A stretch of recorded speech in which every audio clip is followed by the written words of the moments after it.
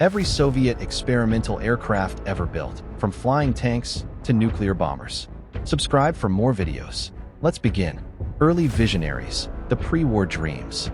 Cheranovsky B-ICH-3, the flying wing pioneer.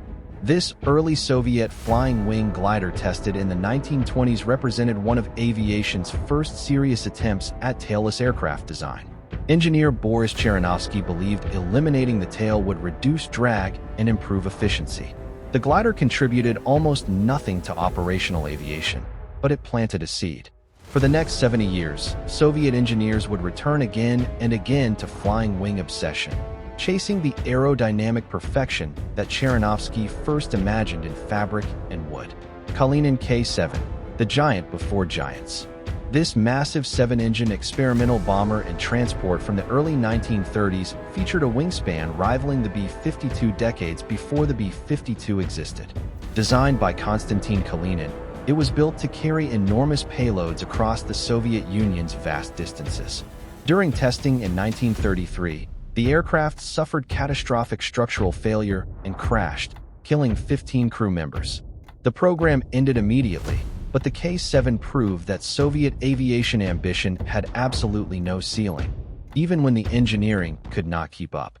Kalinin K-12, the tailless bomber. Kalinin's flying wing light bomber represented a radical alternative to standard layouts.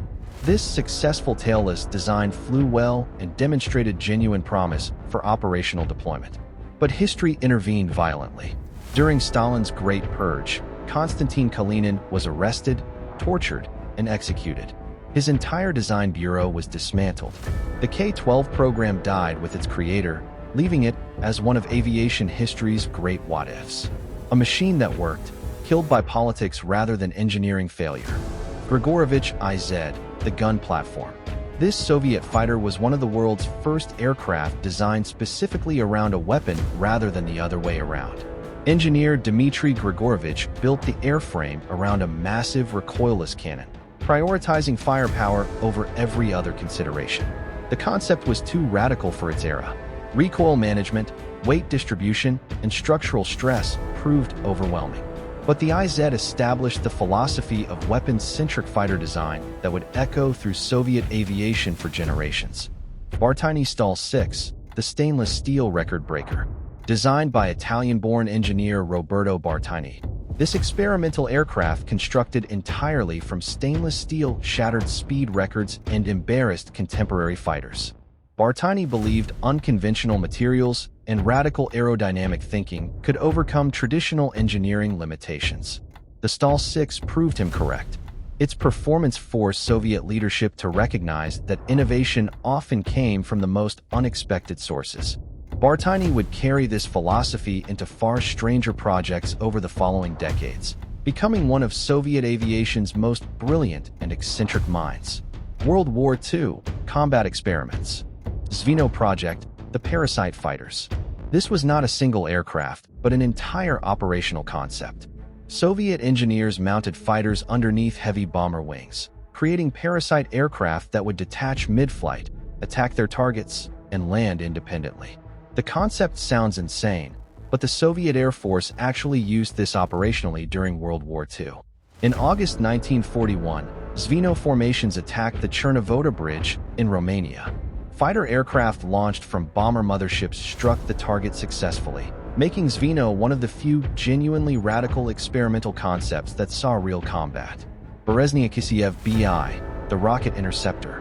The Soviet Union's first rocket-powered interceptor was built and flown during World War II, making it one of the earliest rocket planes in history. Powered by a liquid-fuel rocket engine, the BI could climb to altitude faster than anything the Luftwaffe possessed. Test pilot Grigory Bakshivanzi was killed during a high-speed test flight when the aircraft suffered structural failure. The program continued despite the tragedy. The BI proved that rocket propulsion could launch fighters vertically, a concept that would resurface repeatedly in Cold War interceptor programs. Polikarpov TIS, the heavy fighter that almost was. This twin-engine heavy fighter prototype, designed by legendary engineer Nikolai Polikarpov, showed genuine promise for bomber escort and ground attack roles. Tested during World War II, it combined heavy armament with decent speed and good handling characteristics. But Polikarpov died suddenly in 1944, and shifting wartime priorities redirected resources toward proven designs already in mass production.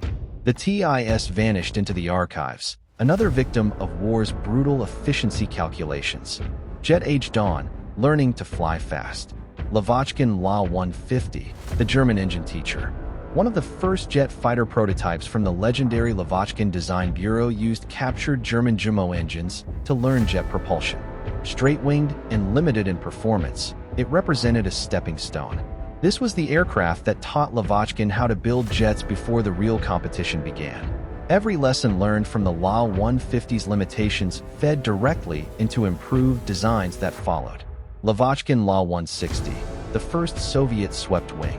The La-160 became the first Soviet aircraft to fly with swept wings in 1947. This single-flight milestone influenced every high-speed Soviet jet developed afterward. The swept-wing configuration proved that Soviet designers could achieve transonic speeds, validating aerodynamic theory captured from German research.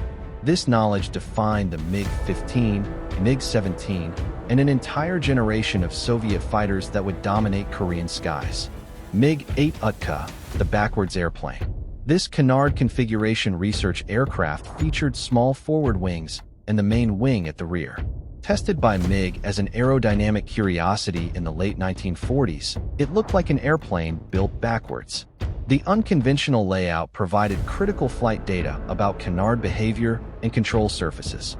This information fed into MiG's understanding of alternative configurations that would resurface decades later in modern fighter designs featuring canards for enhanced maneuverability. Yakovlev Yak-1000, the Delta disaster.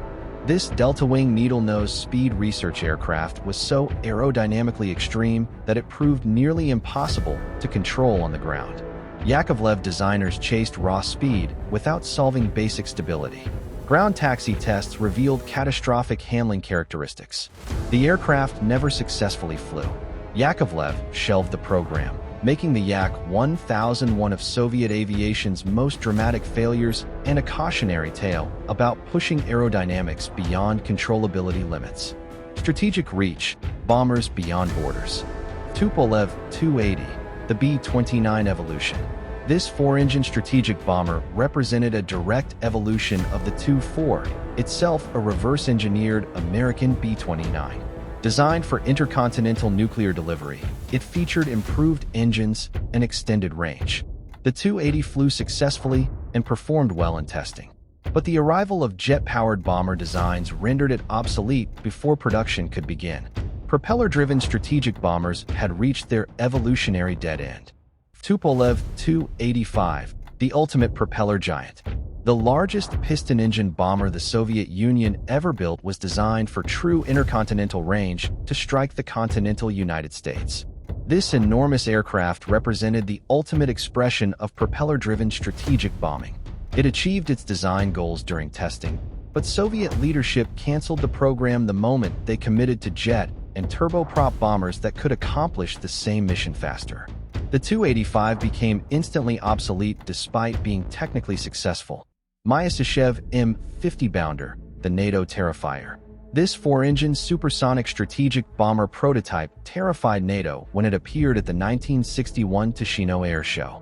A massive delta-wing machine designed to deliver nuclear weapons at Mach 2 across intercontinental distances, it represented Soviet strategic aviation at its most ambitious. Engine limitations and fuel consumption prevented production, but the spectacle of its flyover alone served Soviet strategic deception brilliantly. Western intelligence spent years overestimating Soviet bomber capabilities based on this single prototype. Sukhoi T-4 Satka, the titanium Mach 3. This titanium-skinned Mach 3 capable strategic bomber and reconnaissance platform was developed to counter American carrier battle groups. Only one prototype flew before the program was killed in favor of the Tu-22M backfire. But the T-4 remains one of the most technologically advanced aircraft the Soviet Union ever built. It pushed metallurgy, aerodynamics, and materials science beyond what most nations could achieve even today. A machine built for a mission that never came. Tupolev Tu-95L, the nuclear reactor airplane. A modified Tu-95 Bear fitted with an operational nuclear reactor in its bomb bay became a flying test bed for nuclear-powered strategic bomber propulsion. The reactor actually ran during flight, proving the concept was physically possible. But radiation shielding proved inadequate, and the catastrophic risk of a crash carrying an active nuclear reactor forced cancellation. This remains one of the most terrifying experiments in aviation history. A bomber powered by fission, flying over Soviet territory. Vertical flight, defying runways. Yakovlev Yak-36, the first Soviet VTOL. The Soviet Union's first vertical takeoff and landing jet aircraft was a twin-engine test bed, proving VTOL was achievable with Soviet technology. Operated purely as a research platform, it generated critical data about thrust vectoring, stability during hover, and transition to forward flight. This experimental work paved the road directly to the Yak-38 Forger, the operational carrier-based VTOL fighter that would deploy on Kiev-class carriers throughout the Cold War. Yakovlev Yak-141, the supersonic VTOL. The world's first supersonic VTOL fighter featured a rotating nozzle afterburning system that flew from aircraft carrier decks and achieved performance figures stunning Western analysts. The Yak-141 could take off vertically, transition to supersonic flight, and land vertically on ships. Soviet collapse killed the program in the early 1990s, but its vectoring nozzle technology was so advanced that Lockheed Martin purchased the data. The influence of Soviet thrust vectoring research visibly resurfaced in the design of the American F-35B decades later. Sukhoi T-58VD, the nuclear war interceptor. This experimental VTOL variant of the Su-15 interceptor featured additional lift jets embedded in the fuselage. Soviet planners tested this to explore dispersed airfield operations during nuclear war. The concept was simple and terrifying. If NATO nuclear strikes destroy every runway in the first minutes of World War III, Soviet interceptors need to launch without runways.